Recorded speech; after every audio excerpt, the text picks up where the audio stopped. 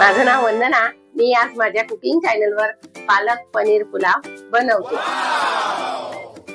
लागणारे साहित्य मी आता पालक घेतलीये, फ्लावर घेतलीये थोडी, 250 ग्राम मी पनीर घेतलंय, टोमॅटोची कापून घेतलाय, गाजर थोडं कापून घेतलंय, कांदे थोडे कापून घेतले, थोडा कढीपत्ता घेतलाय, 3-4 मिरच्या कापल्या आहे, त्याच्यात थोडं 2-4 लविंग, 2-4 मरी आणि इलायची घेतली आणि हे लसूण थोडे असे जाड सारखे राहू दिले आणि तेजपत्ता, पनीर मसाला, वटाणे घेतले ओले, मिरची पावडर घेतली, हळद घेतली, गरम मसाला 1 चमची आणि जिरं आणि कोशिंबीर घेतली आणि हे तांदूळ 2 वाट्या तांदूळ घेतले, त्यांना मी 20 मिनिटं आधी धुवून टाकले आणि झाकून ठेवले होते।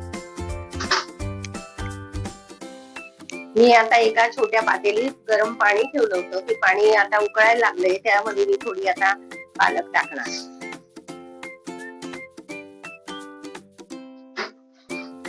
कुकर मध्ये मी आता तेल टाकते, त्यात टाकायचं आपण 1 चमचा म्हणजे हे घेतलेलं होतं मरी, लवंग आणि दालचिनी टाकायचं,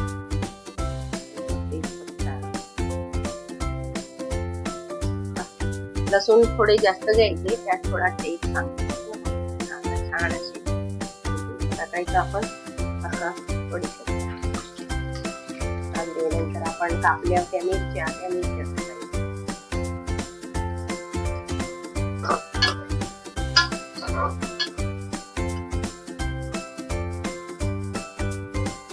छान असं झाले, रंग थोडा बदलला कांद्यांचा, टाकायचे थोडे असा वटाणे आणि टोमॅटे टाकल्यानंतर त्यात थोडं मीठ टाकायचं। मीठ टाकल्याने टोमॅटे आणि वटाणे छान असे मऊ होऊन जाते। पनीर काढलं होतं ना, ते पनीर टाकून द्यायचं म्हणजे तेलामध्ये कसं खूप छान असं मऊ होऊन जाईल।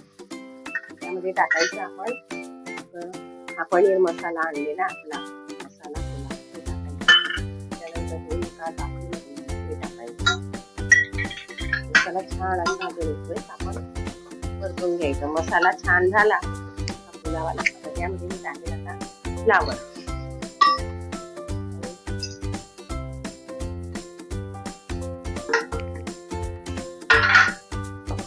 टाकते थोडी दही, 2 चमचा दही घेतली, पोहे खायचा,